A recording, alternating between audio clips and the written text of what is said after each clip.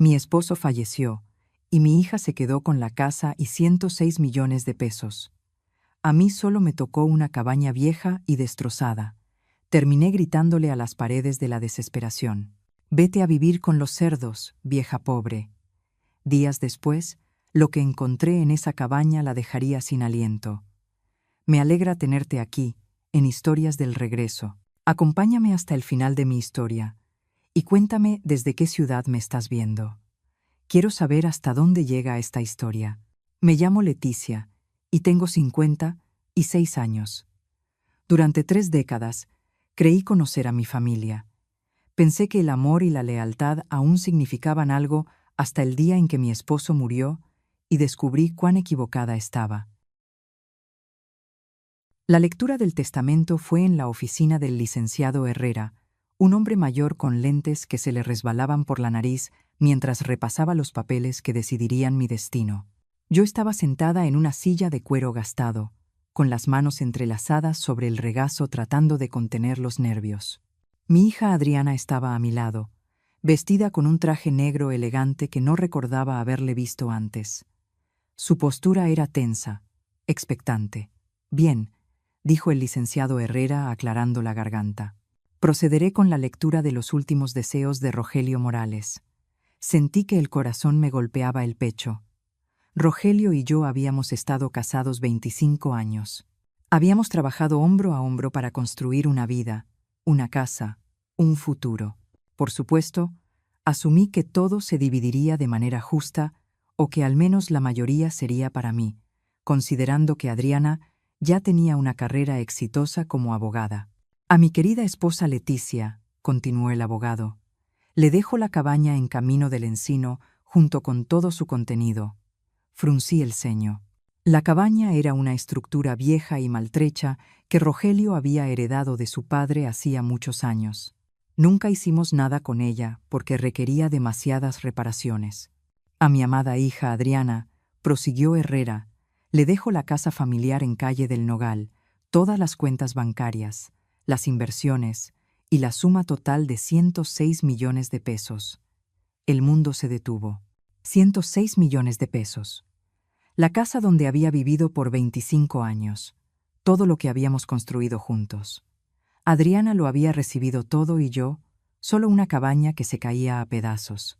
«Debe haber un error», murmuré. Mi voz apenas salió como un susurro. Adriana se volvió hacia mí con una sonrisa que no alcanzó sus ojos. «No hay error, mamá. Papá sabía lo que hacía». El licenciado Herrera me miró con algo parecido a la compasión. «Los términos son muy claros, señora Morales. Su esposo fue muy preciso con sus deseos». Salimos de la oficina en silencio. El sol de abril parecía demasiado brillante, casi cruel.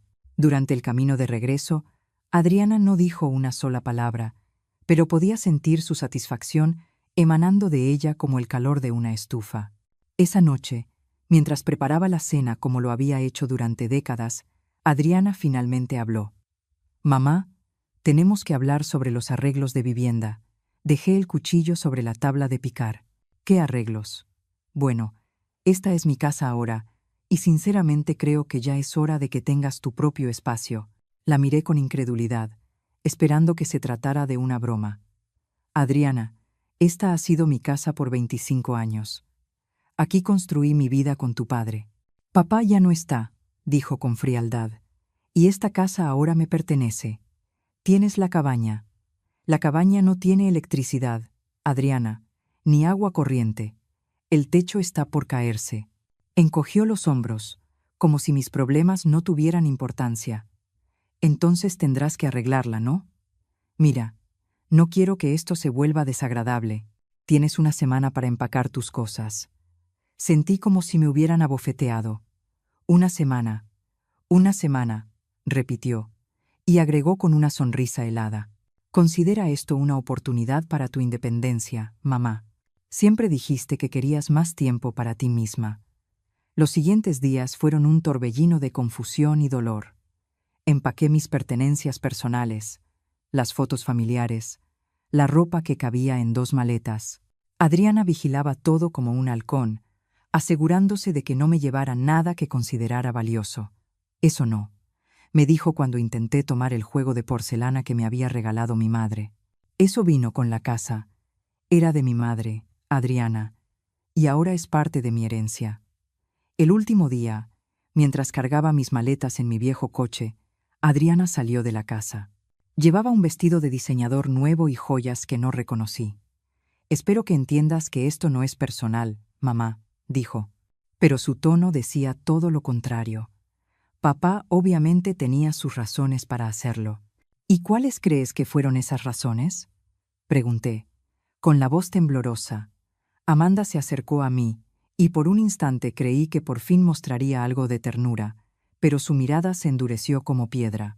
Tal vez porque al fin entendió que siempre me consideró una carga, siempre dependiendo de él, nunca aportando realmente. Quizás quería asegurarse de que yo, que sí hice algo con mi vida, obtuviera lo que merecía. Sus palabras me golpearon como balas. «Amanda, sacrifiqué mi carrera para criarte. Dejé mi empleo para ser ama de casa porque tú y tu padre así lo quisieron. Nadie te obligó a hacer nada, mamá. Esas fueron tus decisiones». Subí al coche con las manos temblorosas.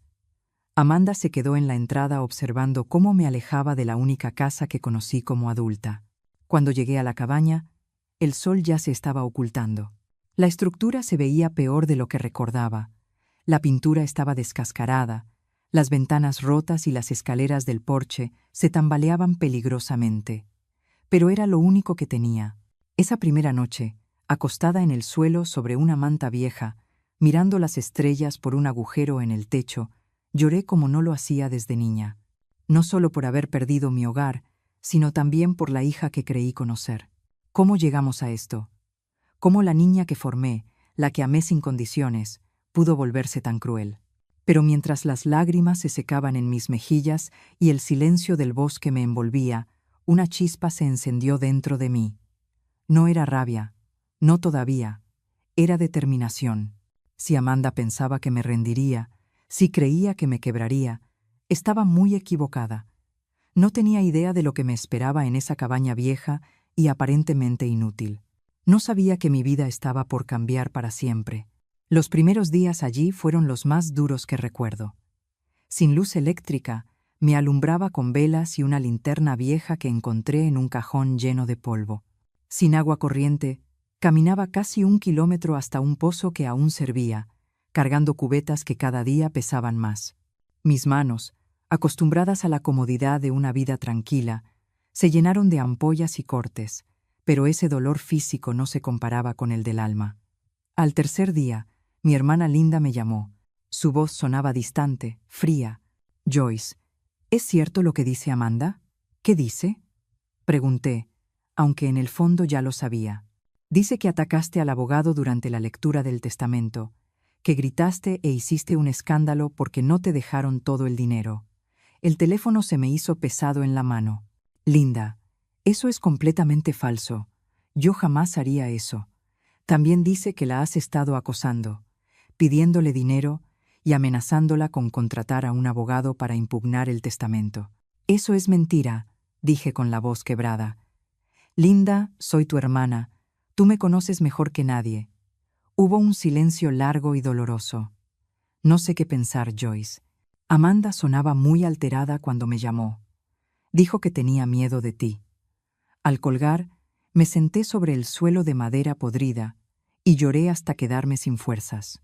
Amanda no solo me había arrebatado mi casa, también estaba destruyendo poco a poco todos mis lazos familiares. Al día siguiente, mi cuñada Beatriz canceló nuestro almuerzo de los viernes. «Creo que es mejor que te tomes un tiempo para ti, Joyce, para reflexionar sobre todo», me dijo. Luego fue mi prima Sofía, que siempre fue como una hermana para mí. «Amanda dice que has estado bebiendo mucho desde que murió Robert. Tal vez deberías buscar ayuda». Cada llamada era una puñalada más.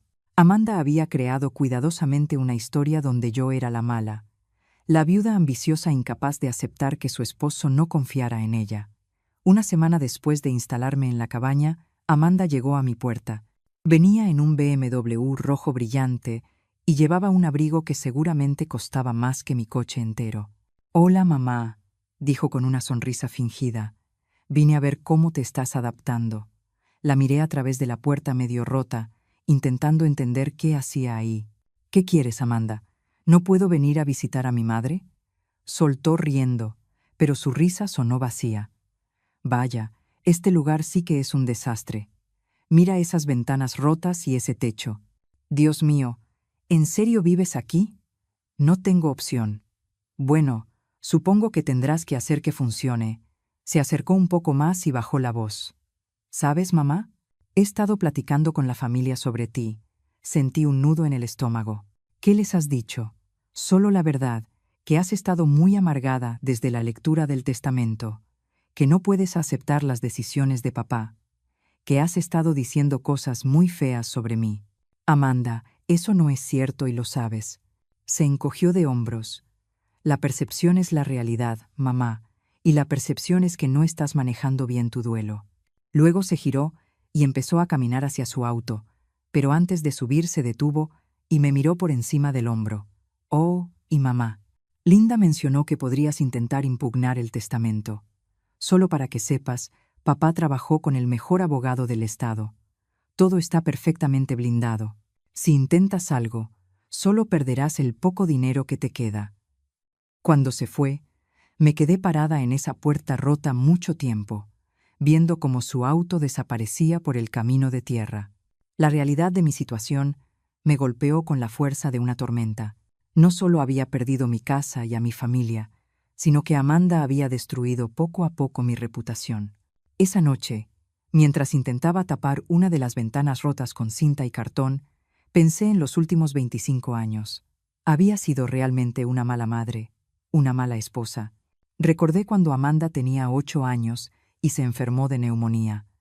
Pasé 3 noches seguidas en el hospital, durmiendo en una silla incómoda, sosteniéndole la mano sin soltarla.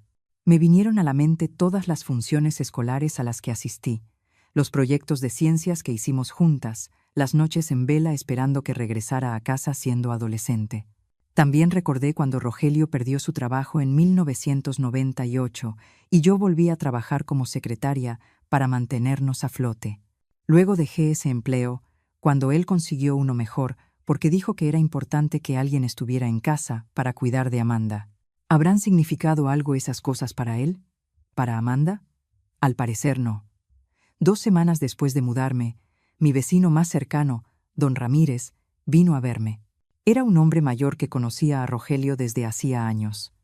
Leticia, dijo mientras se quitaba el sombrero, lamento mucho lo de Rogelio y más aún lo que estás pasando.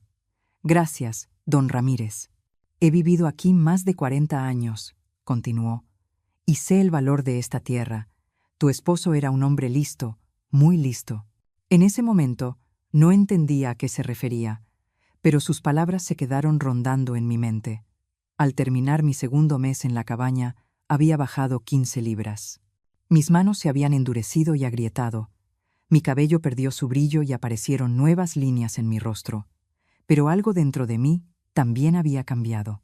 Había una firmeza en mi mirada que antes no existía. Una mañana, mientras barría el porche, encontré una llave extraña enterrada entre unas tablas flojas. Era distinta a cualquier otra que hubiera visto, pesada, con un diseño detallado. La levanté hacia la luz del sol, girándola entre mis dedos. ¿Para qué puerta sería? En una cabaña que creía conocer a la perfección, había encontrado algo completamente nuevo. Esa noche, con las velas titilando y el bosque murmurando afuera, observé la llave con más atención. Tenía grabados diminutos que no lograba entender, y algo en mí sabía que no era una llave cualquiera. Por primera vez en meses, sentí algo distinto a la tristeza o la desesperanza. Sentí curiosidad. Y bajo esa curiosidad, algo más profundo, esperanza. No sabía entonces que esa pequeña llave de bronce iba a cambiarlo todo. No sabía que mi vida en ese exilio forzado estaba a punto de transformarse por completo y que Amanda recibiría una sorpresa que jamás imaginaría. La obsesión con la llave me envolvió por días. La llevaba conmigo a todas partes mientras hacía mis tareas diarias.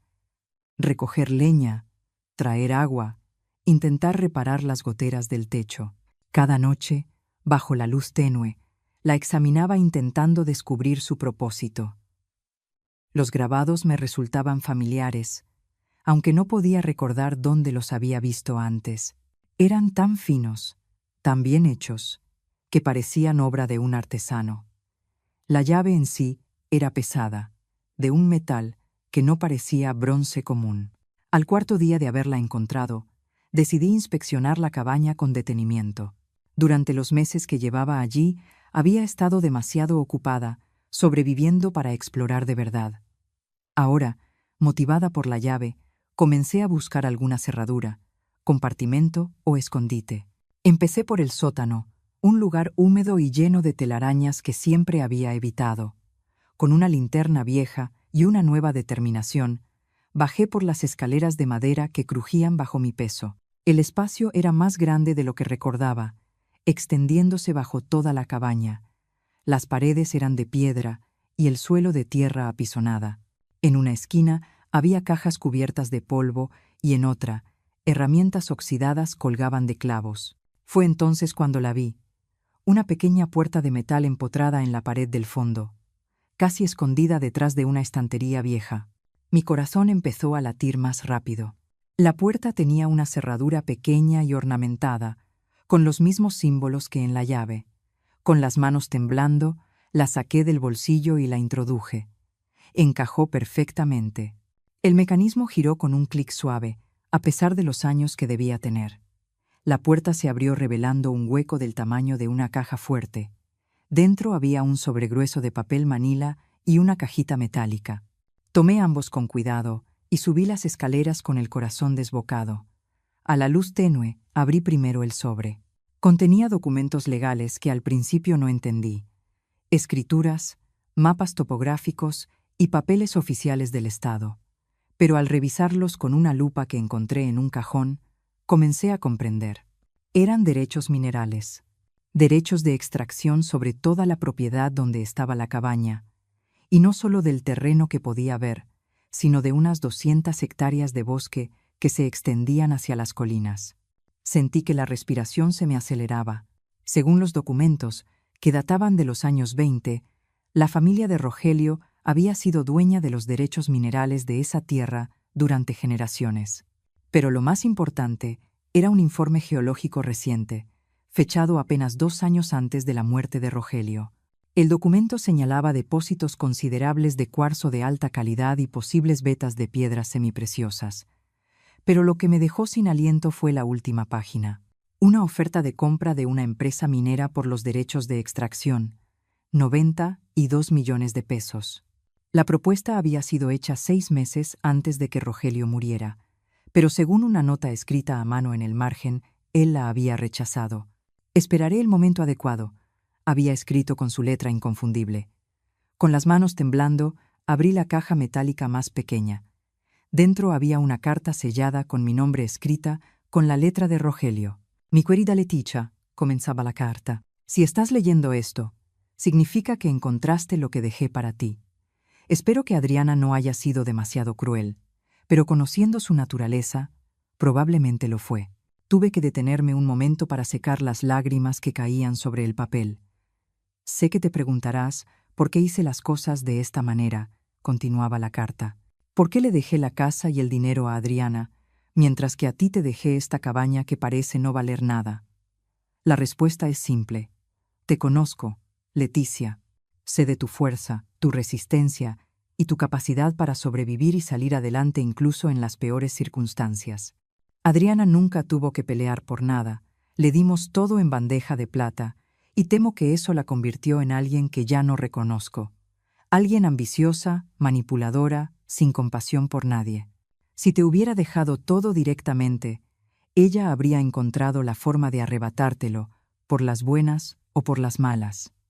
Respiraba con dificultad mientras seguía leyendo. «Pero tú, mi amor, tienes algo que Adriana nunca tendrá. Verdadera fortaleza interior. Sabía que si alguien podía sobrevivir en esa cabaña el tiempo suficiente para descubrir este tesoro, serías tú. Considéralo una última prueba, una que Adriana jamás habría superado. Los derechos minerales de esta tierra valen mucho más que la casa y el dinero que le dejé a Adriana, pero más que eso, Son tu libertad, tu independencia, tu oportunidad de vivir el resto de tu vida bajo tus propias reglas, sin depender de nadie. Hay más documentos en la caja fuerte del banco, en una caja de seguridad registrada a tu nombre. El número de la caja está al reverso de esta carta. Úsalo sabiamente. Te amé durante todos nuestros años juntos, Leticia. Lamento haberte hecho pasar por esta prueba, pero sabía que eras lo suficientemente fuerte para superarla. Ahora vive por los dos. Al final de la carta había un número, 247.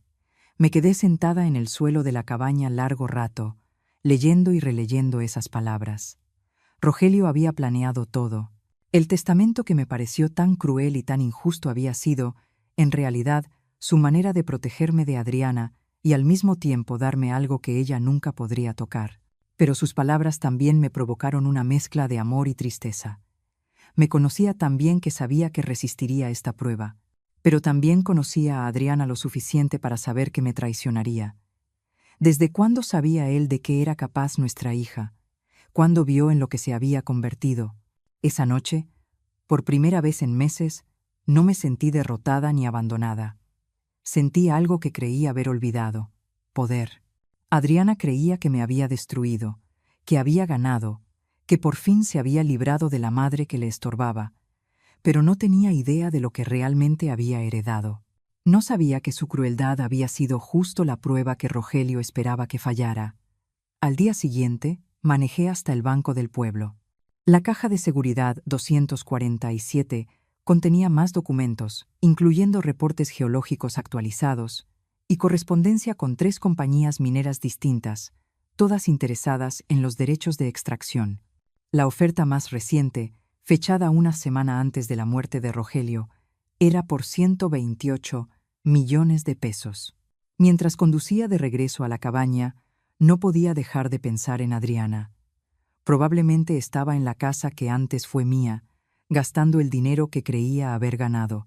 No sabía que su madre, la mujer a la que había tratado como basura, acababa de convertirse en millonaria, pero aún no era momento de revelarlo. Primero debía decidir cómo usar ese nuevo poder.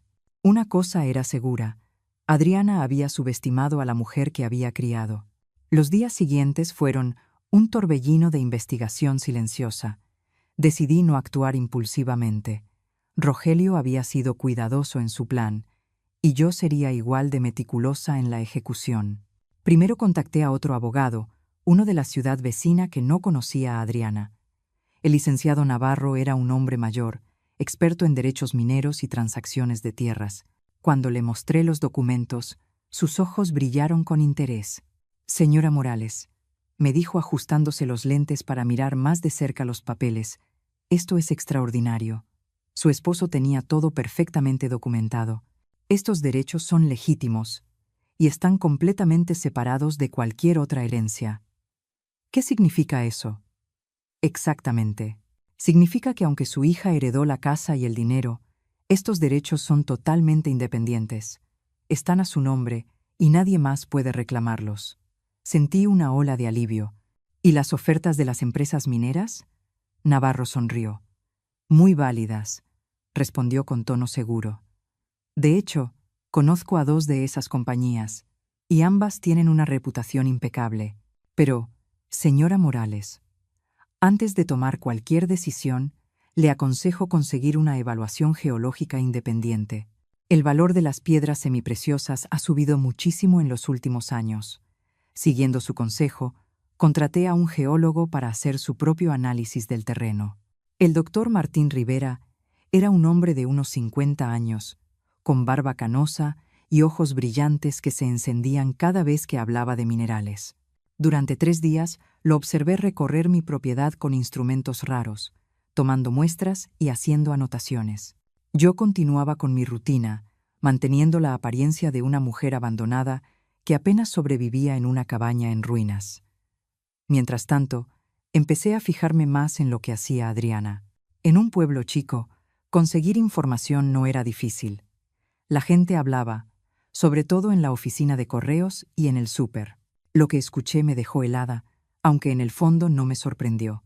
Esa Adriana Morales anda gastando como si el dinero nunca se fuera a acabar, murmuró doña González en la fila. Compró 3 coches nuevos el mes pasado, 3. Y además, el viaje a Europa que está planeando, agregó su amiga, 2 meses en hoteles de lujo, debe estar costándole una fortuna. Mi sobrina trabaja en la joyería del centro, siguió doña González. Dice que Adriana ha ido 4 veces, comprando collares y pulseras que valen más que mi salario de un año. Escuché todo con una mezcla de tristeza y fascinación. Adriana estaba haciendo justo lo que Rogelio había previsto, derrochando sin pensar en el mañana. Una semana después, el doctor Rivera me entregó su informe con una sonrisa de oreja a oreja. Señora Morales, su terreno es un verdadero tesoro. Los yacimientos de cuarzo son amplios y de calidad excelente, pero eso no es lo más interesante. ¿Qué más encontró? Amatista, mucha amatista de calidad gema, y algo mejor todavía, turmalina verde. Los ejemplares indican depósitos grandes y valiosos. No entendía mucho de piedras preciosas, pero la expresión del doctor me lo decía todo. Aquello era una buena noticia. ¿De qué cantidad estamos hablando?, pregunté. De manera conservadora, diría que los derechos de extracción podrían valer entre 200 y 300 millones de pesos. Tal vez más, si la turmalina es tan abundante como creo, 15 millones, 3 veces más de lo que Adriana había heredado, y eso siendo cauteloso. Esa noche, mientras cenaba a la luz de las velas, no pude evitar sonreír. Rogelio sabía exactamente lo que hacía. Había transformado mi aparente humillación en la victoria más grande de mi vida. Pero no me detuve ahí. Empecé a observar los movimientos de Adriana con más atención, no por resentimiento, sino por estrategia. Una tarde, mientras hacía unas diligencias en el banco, escuché una conversación interesante. Adriana estaba en la ventanilla junto a la mía, hablando con el cajero con ese tono altivo suyo. Necesito transferir otros 50,000 a mi cuenta de inversiones, decía. Y también quiero información sobre préstamos contra mi herencia. Tengo algunos gastos importantes en camino. Préstamos contra su herencia. Eso significaba que ya estaba gastando más de lo que tenía disponible. Cuando se fue, esperé unos minutos antes de acercarme al mismo cajero, un joven nervioso, seguramente nuevo. Disculpe, le dije con mi voz más amable. La señora que acaba de irse, ¿no es Adriana Morales? Creo que podría ser familiar mía. Ah, sí, la señora Morales, contestó él. Ha estado muy activa con sus cuentas últimamente. ¿Activa? Bueno, no debería decir nada, pero bajó la voz y agregó como quien comparte un chisme. Pero entre usted y yo, nunca vi a alguien gastar tan rápido. Hace retiros grandes casi todos los días. Aquella información era oro puro. Adriana no solo estaba quemando la herencia de Rogelio, lo hacía a un ritmo insostenible. Unas noches después, mientras repasaba los documentos de Rogelio, encontré una nota que antes se me había pasado. En el margen de uno de los viejos informes geológicos había escrito: Adriana nunca tuvo paciencia para lo que realmente importa. Siempre quiso gratificación inmediata. Leticia, en cambio, entiende el valor de esperar el momento adecuado. Rogelio había entendido a nuestra hija mejor de lo que imaginé. Había visto su impulsividad y su incapacidad para postergar los deseos, y había convertido esa debilidad en su castigo. Al día siguiente decidí darme una vuelta por el pueblo. Hacía semanas que no salía más que por lo indispensable, pero ahora quería verla, ver en qué gastaba su fortuna. La encontré en la tienda más cara del lugar, probándose un abrigo que probablemente costaba más que todo mi guardarropa. «¿Qué te parece este?», le preguntaba a la dependienta, girando frente al espejo. «Es para mi viaje a París el mes que viene». «Le queda precioso, señora Morales», respondió la empleada. «Y tenemos los zapatos perfectos para combinar». Desde detrás de un estante de bufandas, la observé sin ser vista. Su actitud lo decía todo. Compraba de manera compulsiva, eligiendo lo más caro sin mirar las etiquetas, como si el dinero pudiera llenar un vacío que llevaba dentro. Cuando salió de la tienda con varias bolsas enormes, la seguí a distancia. Su siguiente parada fue una agencia de viajes, donde pasó más de una hora organizando lo que sonaba como unas vacaciones exageradamente lujosas.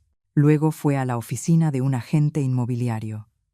A través del vidrio pude verla hojeando folletos de casas, claramente fuera de su alcance, incluso con la herencia. Era una mezcla entre fascinante y triste. Adriana actuaba como alguien que acaba de ganarse la lotería y no tiene idea de cómo manejar una fortuna repentina.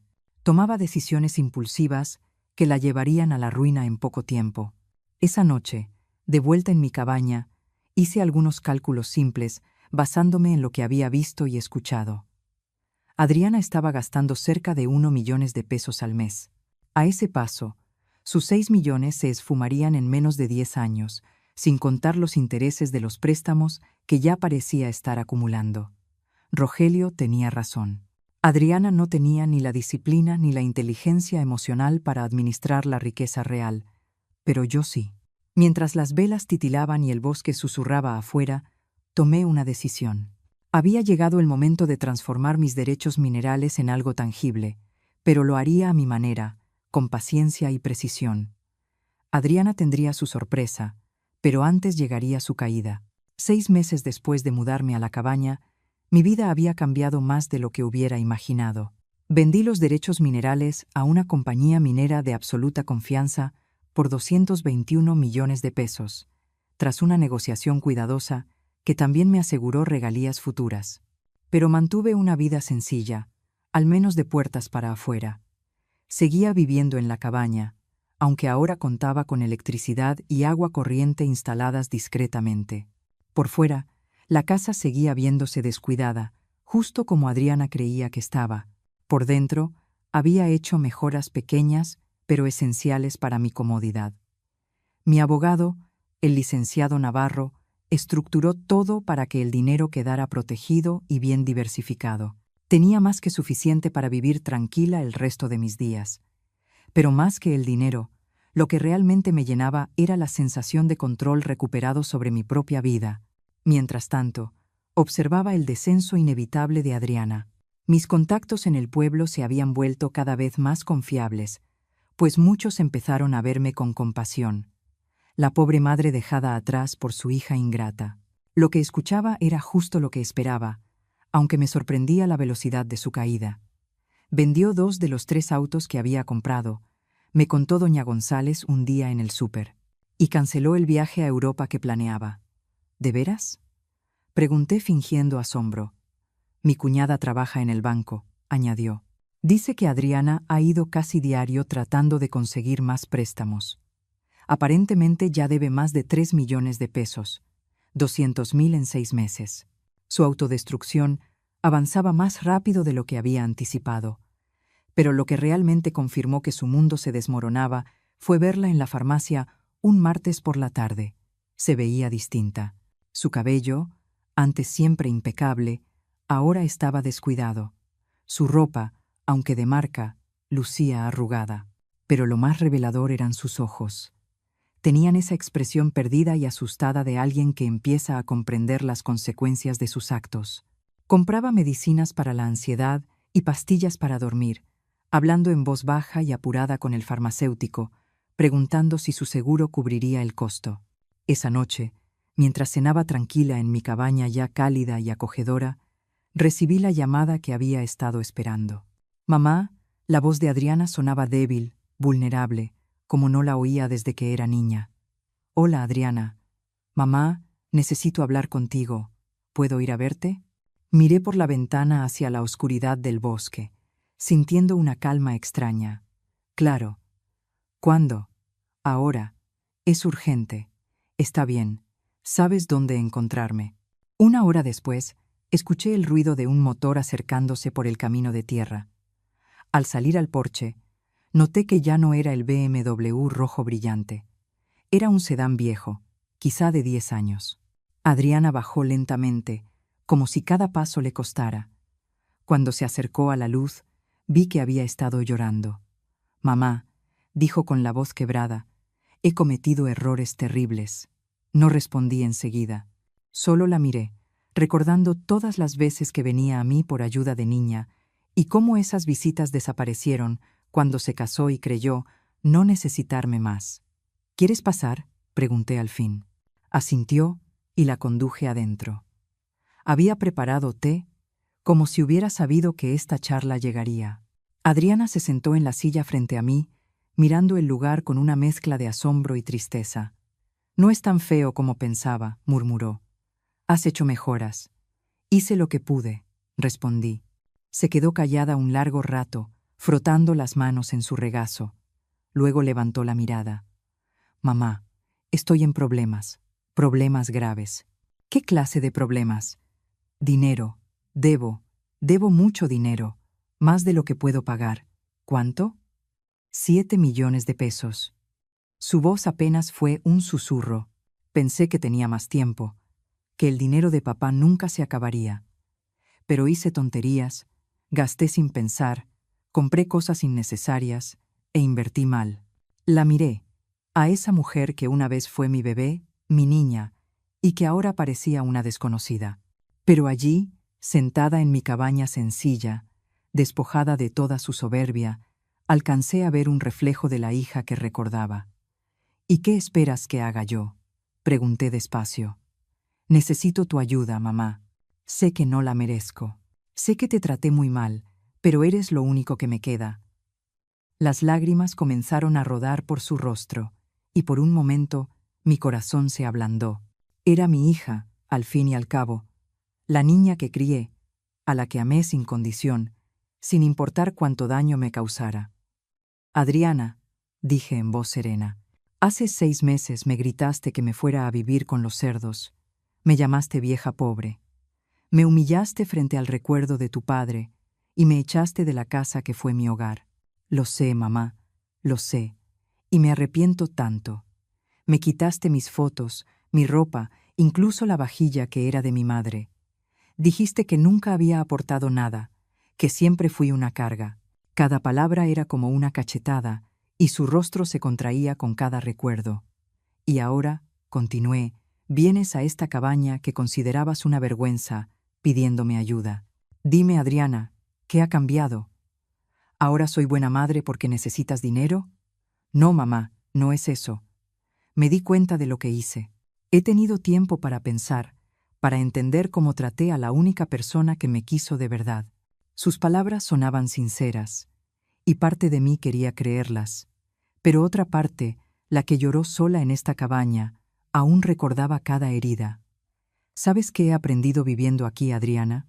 He aprendido que puedo vivir sin ti, que no necesito la aprobación de nadie para valer, que a veces quienes más nos hieren son los que menos merecen nuestro dolor. Mamá, por favor, te lo pagaré. Cuando arregle mis problemas, te devolveré cada peso, con intereses. ¿Con qué dinero, Adriana? Según lo que he oído, ya casi no te queda nada. ¿Qué te hace pensar que podrás pagar deudas de 7 millones de pesos? Se quedó callada, porque las dos sabíamos la respuesta. Me acerqué a la ventana, mirando hacia el bosque oscuro. Durante meses imaginé este momento, el día en que volverías buscando ayuda. En mis pensamientos, yo era fría, dura, indiferente. Pero ahora que te veía tan rota, tan vulnerable, mis emociones eran más confusas. «Mamá», dijo con voz temblorosa, «sé que no tengo derecho a pedirte nada, pero si no consigo el dinero, perderé todo. La casa, mi trabajo, todo». La observé fijamente. «¿Y por qué habría de importarme eso, Adriana? Cuando tú tenías todo y yo nada, ¿te importó mi sufrimiento?» «No», susurró, «y me odio por eso. Era el momento decisivo.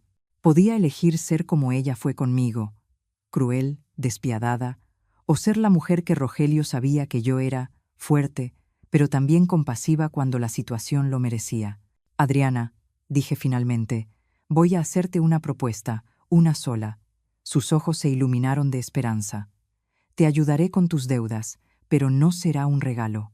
Será un préstamo, con condiciones claras. Lo que sea, mamá, acepto todo». Sonreí, pero no fue una sonrisa amable. «Aún no escuchas los términos». Me senté frente a ella, observando su expresión entre miedo y alivio.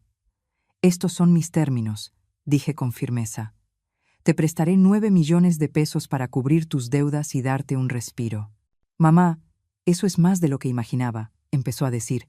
pero levanté la mano para detenerla. No he terminado. El préstamo tendrá un interés del 5% anual y deberás pagarlo en 10 años. Es más generoso que cualquier banco. Asintió de inmediato.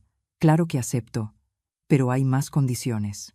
Durante los próximos 5 años, trabajarás para mí. Vendrás cada sábado y me ayudarás con lo que necesite en la propiedad.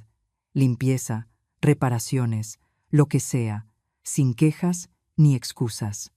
Noté el gesto de incomodidad en su rostro, pero asintió. Está bien. Y cada vez que vengas, me hablarás con respeto.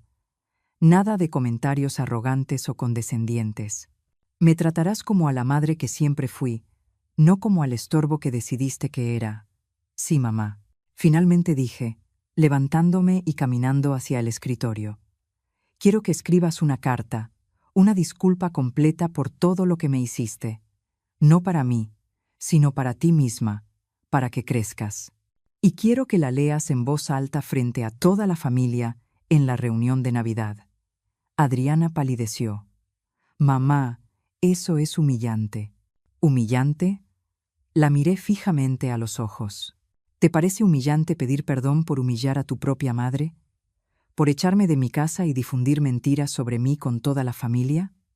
Bajó la mirada, avergonzada. No, tienes razón, lo haré. Bien, entonces tenemos un trato. Al día siguiente transferí el dinero a su cuenta.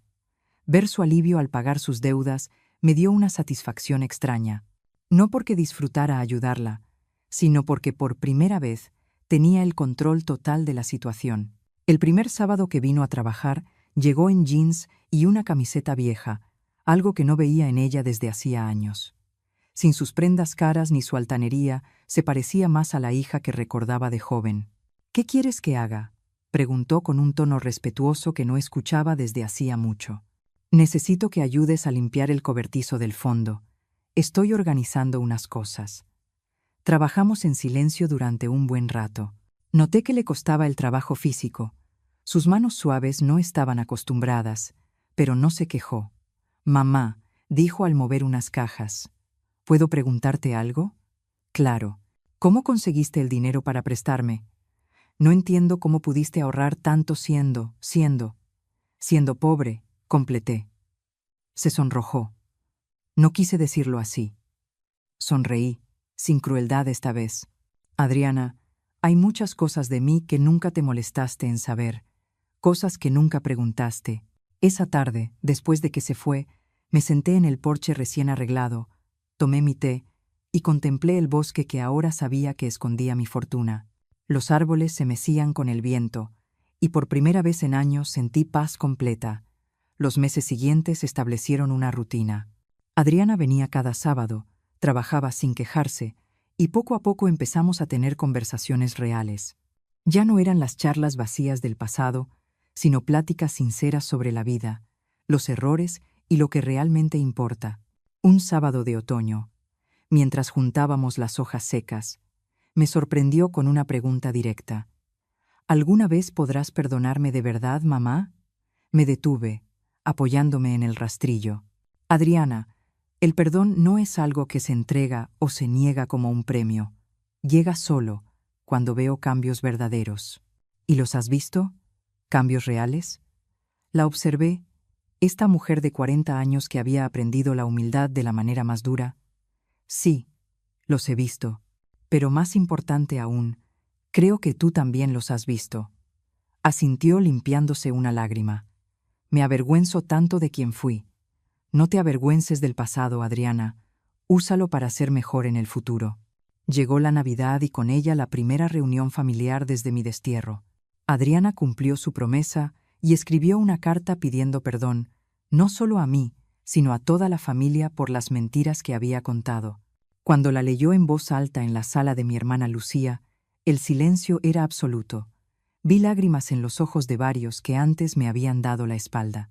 «Mamá», terminó Adriana mirándome fijamente, «no merezco tu perdón, pero espero ganarlo algún día». Después de la cena, Lucía se acercó con los ojos llenos de arrepentimiento. «Leticia, no puedo creer que fuimos tan ingenuos. Deberíamos haberte conocido mejor. La gente cree lo que quiere creer, respondí tranquila. Pero lo importante es que ahora saben la verdad. Esa primavera, justo un año después de encontrar la llave, tomé una decisión. Era momento de revelar mi verdadera situación, pero lo haría a mi manera. Compré una casa hermosa en las colinas, con vista al valle donde crecí.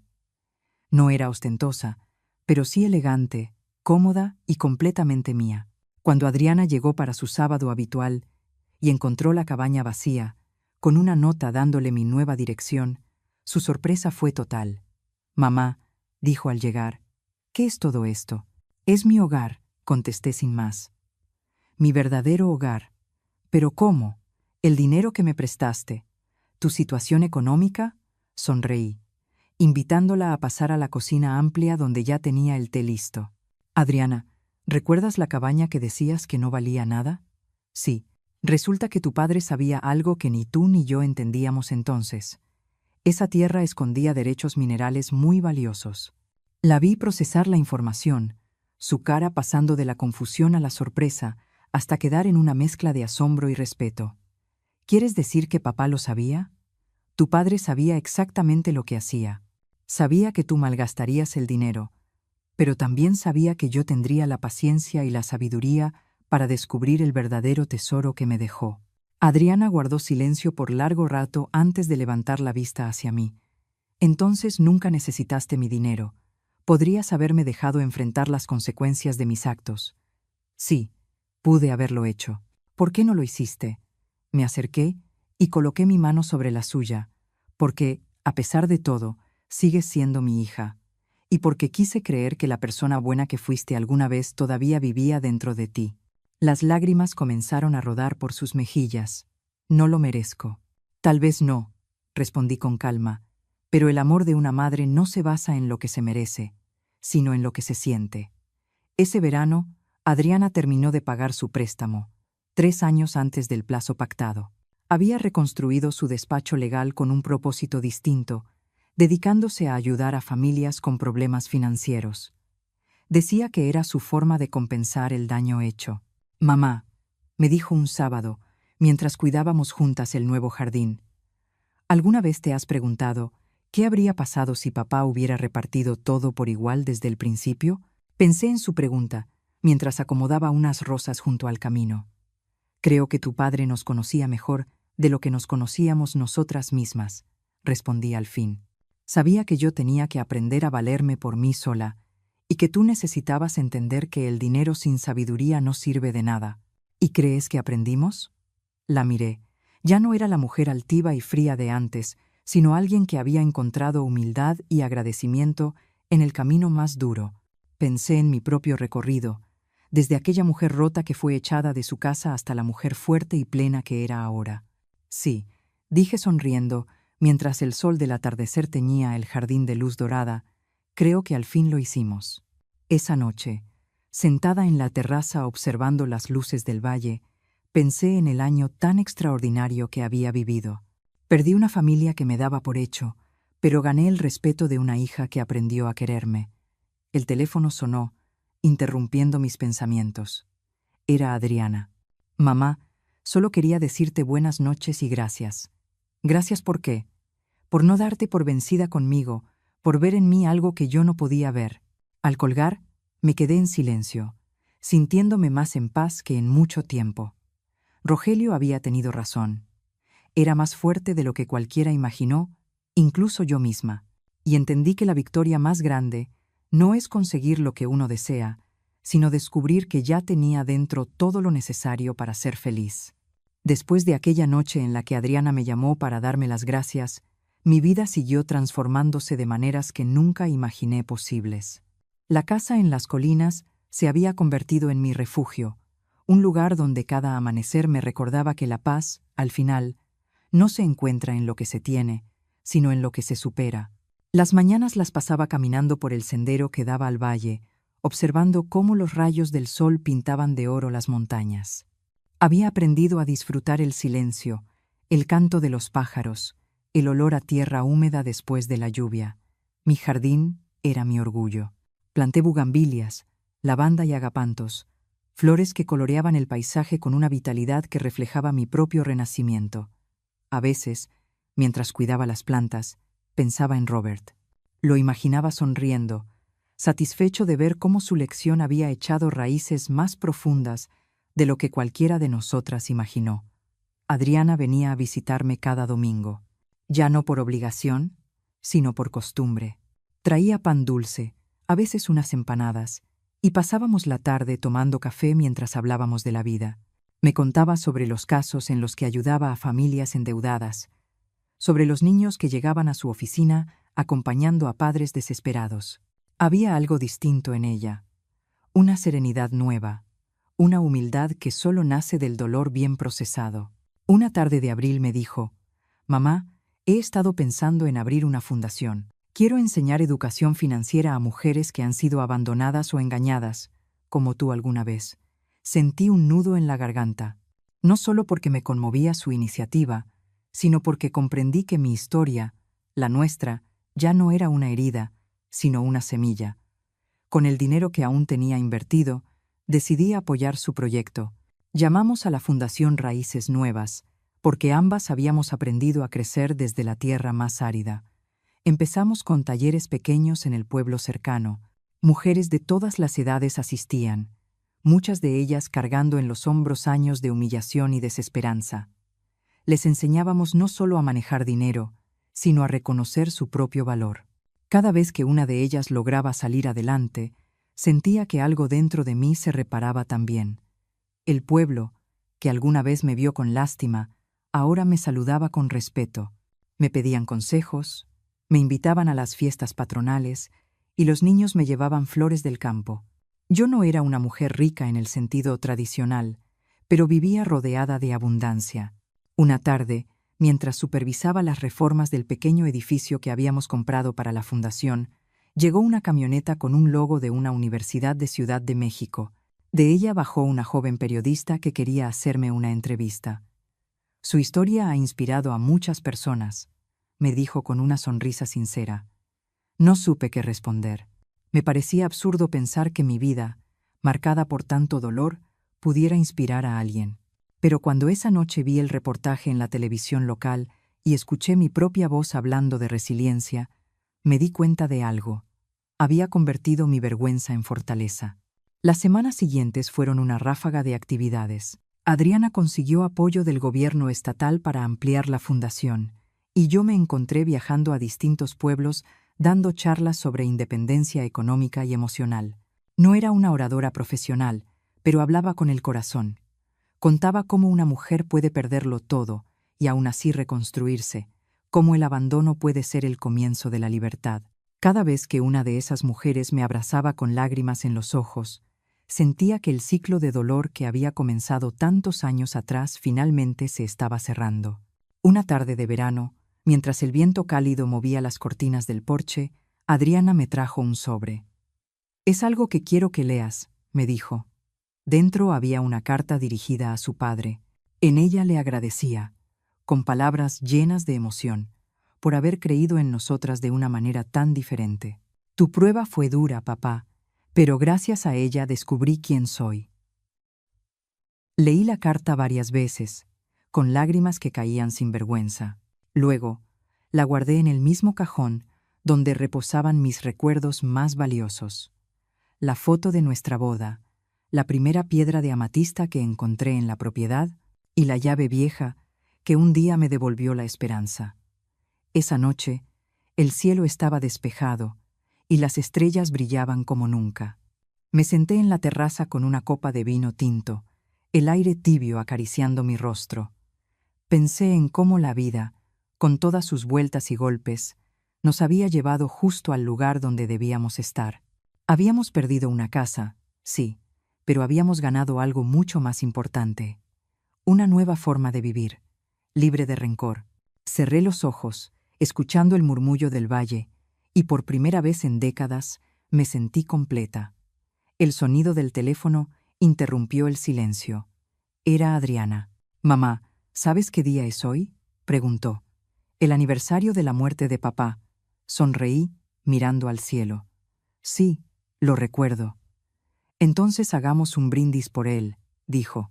Levanté mi copa, sintiendo su voz llena de ternura al otro lado de la línea. Por Robert, por lo que nos enseñó y por todo lo que nos dejó. Brindamos en silencio, separadas por la distancia, unidas por el amor y la vida que habíamos reconstruido con nuestras propias manos. Cuando colgué, el viento cambió de dirección, trayendo el olor de las flores del jardín. Me quedé contemplando la noche, sintiendo la presencia invisible de Robert a mi lado. En ese instante comprendí que no todas las pérdidas son castigos. Algunas son el comienzo de algo nuevo, de una libertad que solo se alcanza cuando se aprende a soltar. Sonreí, dejando que la calma me envolviera, y supe que al fin mi historia había encontrado su verdadero final. El verano se fue apagando y llegó el otoño con ese dorado que acaricia las colinas. Los domingos con Adriana se volvieron costumbre, igual que mis caminatas al amanecer por el sendero de piedra volcánica. Un día cualquiera, mientras regaba las bugambilias, recibí una carta con membrete de una empresa minera distinta, a las que alguna vez negociaron conmigo. Fue una invitación pulida, llena de promesas. Querían reabrir conversaciones para comprar tierras colindantes, sugerían aprovechar el auge, y entre líneas, empujaban a que yo vendiera lo que aún me pertenecía. Cerré el sobre con cuidado, lo dejé sobre la mesa y encendí el comal para calentar tortillas. Aprendí a escuchar el lenguaje de la prisa. La prisa siempre trae ganancias para otros, nunca para el corazón. Por la tarde, llamé a Adriana. Ella llegó con un folder y su mirada nueva, esa que ya no busca ganar, sino comprender. Le mostré la carta. «Podrías vender y asegurar tu vejez por triplicado», dijo, midiendo mi gesto. «Mi vejez ya está asegurada», respondí. «Lo que no está asegurado es la memoria de esta tierra». Propuse algo que me había rondado en sueños: crear un pequeño parque comunitario en la zona de antiguos yacimientos, con senderos interpretativos, talleres de tallado y una sala donde contar la historia de cómo una cabaña, una llave y una mujer rota aprendieron a volver a empezar. No como monumento a mí, sino como testimonio de lo que miles de mujeres viven y resisten. A Adriana se le iluminó el rostro. Tomó notas, hizo llamadas. Consiguió que un par de arquitectas jóvenes del Estado hicieran el proyecto ejecutivo con costo simbólico. Raíces Nuevas se haría cargo de la operación. El ayuntamiento aportaría mano de obra y luminarias. Yo pondría la tierra y el arranque.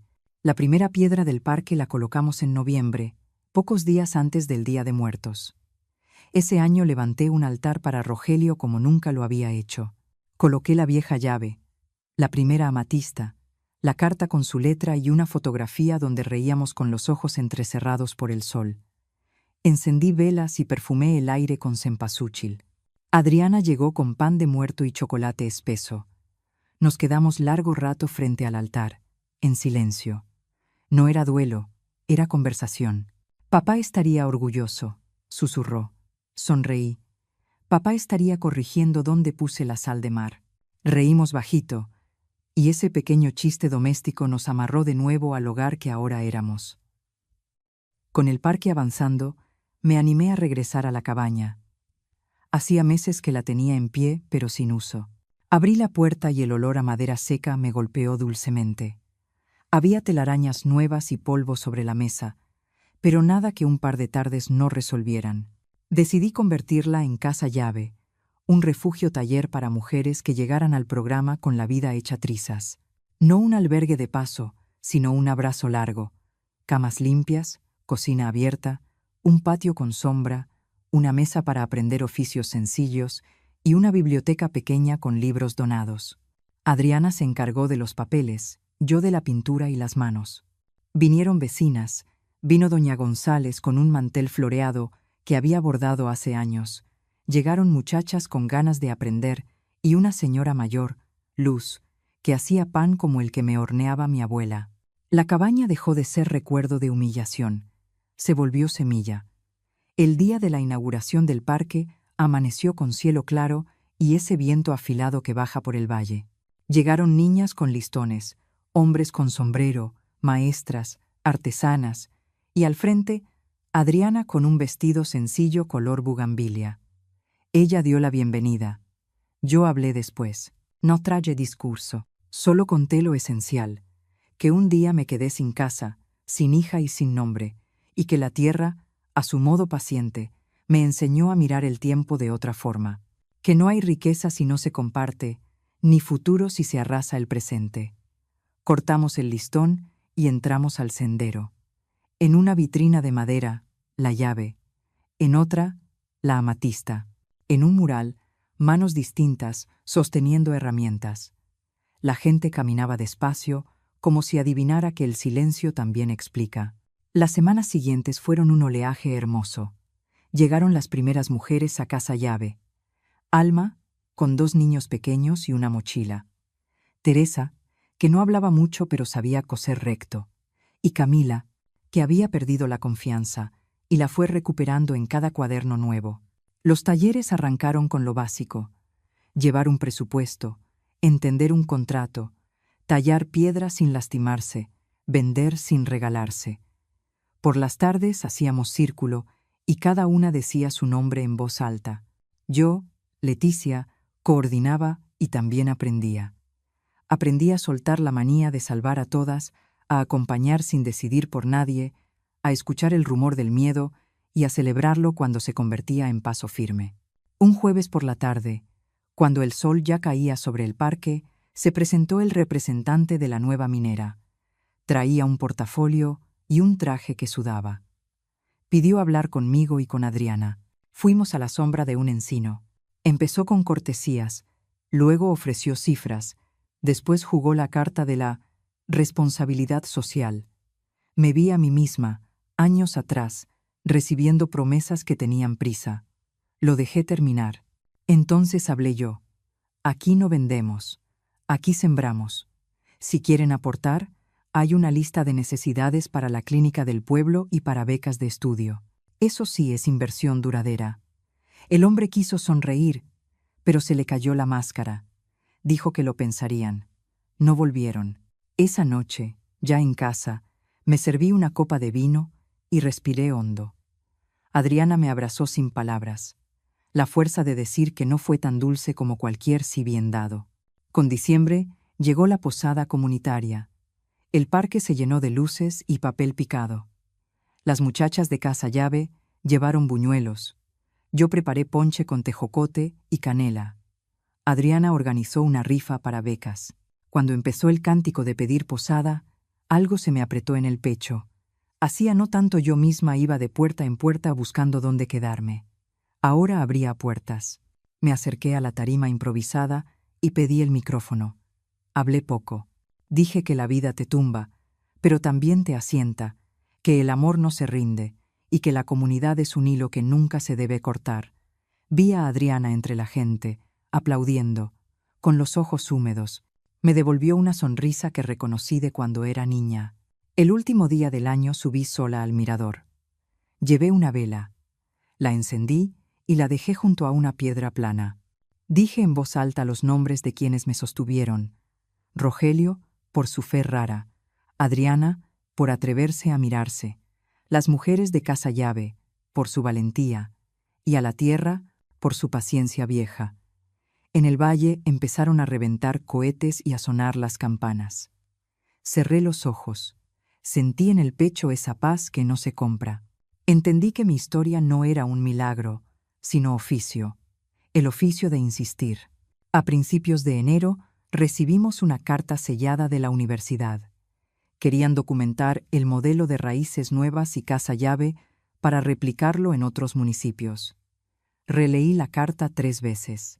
Lo que comenzó como supervivencia se estaba volviendo método. Adriana me apretó la mano. «Lista, mamá», asentí.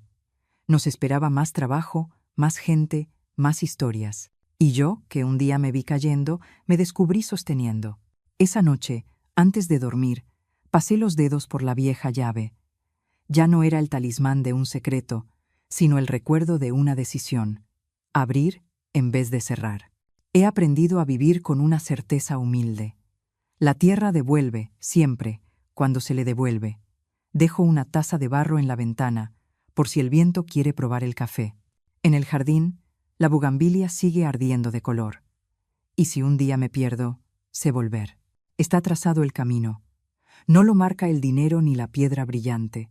Lo marca la mano que se tiende y la casa que se enciende. Yo, Leticia, he vuelto a casa. Y casa, ahora lo sé, es donde una puede elegir el futuro sin pedir permiso al pasado. Yo, que alguna vez lo perdí todo, hoy solo quiero compartir algo sencillo pero profundo.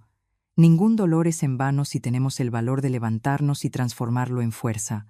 He aprendido que el verdadero valor de una persona no está en lo que posee ni en su reputación, sino en su capacidad de perdonar, de amar y de renacer de entre sus propias cenizas. Cuando la vida cierra una puerta, a veces no es el final. Es solo el eco de algo que debe renacer. A los que han sido traicionados, abandonados o heridos, no dejen que el pasado los entierre. Incluso entre las cenizas, Dios aún escribe nuevos comienzos. Dime, si el dolor fuera tuyo, si la traición te consumiera, ¿qué harías tú? ¿Vengarías o perdonarías? Quiero leerte en los comentarios de Historias del Regreso. Tal vez tu voz sea el reflejo de quien todavía busca una salida en la oscuridad. Que Dios te bendiga y que el regreso comience en tu corazón.